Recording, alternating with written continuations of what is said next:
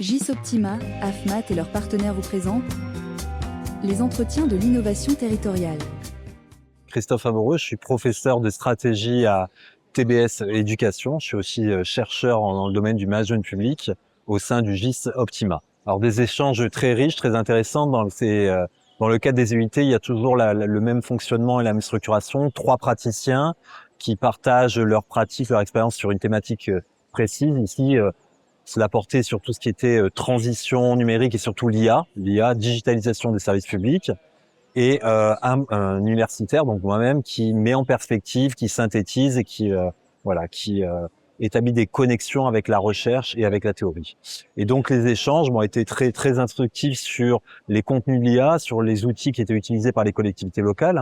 On a eu 3 cas, région, réunion, préfecture et la commune tampon. Donc des collectivités qui sont très avancées, qui ont mis en place des démarches IA, mais qui s'inscrivent au sein de stratégies de transformation numérique qui étaient préexistantes.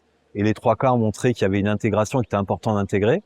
Des cas aussi qui ont montré les finalités, les utilisations, qui peuvent être sur des logiques d'efficience, d'efficacité, d'aide à la décision publique, mais aussi des échanges qui ont permis de mettre en exergue les limites, les risques. Il y a des risques sur l'utilisation de l'IA qui sont liés à la souveraineté numérique, à la sécurité des données, aussi au risque de fracture numérique, aux peurs qui sont aussi suscitées, aux craintes au sein des agents publics, parce que il y a soit des difficultés d'accès, soit des risques sur ces tâches ou ces fonctions. Voilà.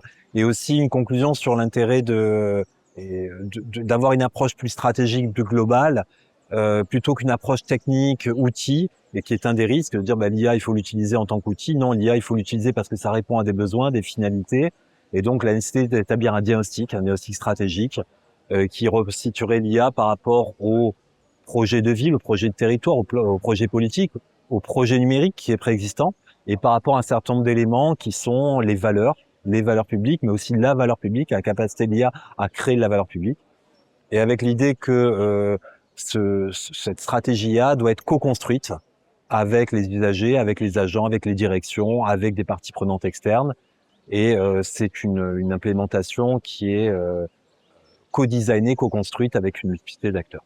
Voilà en gros les retours, les retombées, les synthèses de cette table ronde qui a été très riche et très intéressante.